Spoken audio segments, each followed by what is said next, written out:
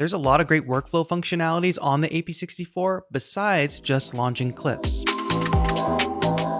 In the top right here, we have transport control, where we can play and stop our project. There's also a record button up here, but we'll get to that in a moment.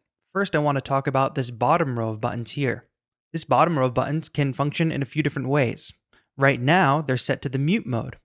So while the track is playing, I can mute any of the tracks.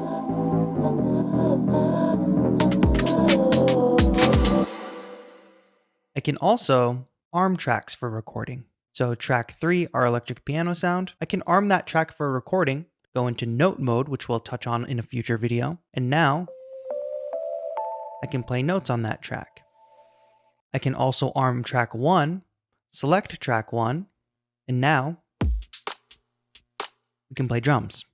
We also have the ability to solo tracks.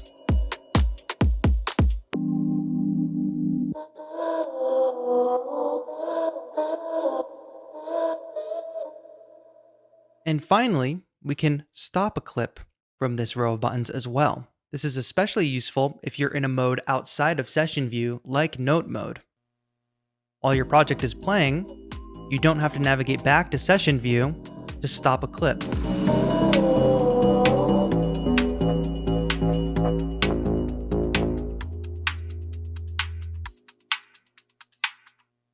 As we saw earlier, we also have a row of track select buttons, meaning we can jump to any track in our project at any moment. And don't forget that you can navigate around your project with the arrow keys, and these track select buttons will now correspond to the tracks that you're scrolling over towards.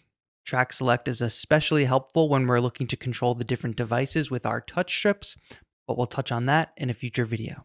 In addition to the track select buttons, we also have the ability to use the encoder to scroll through the tracks of our project. We can even scroll over to our return and master track.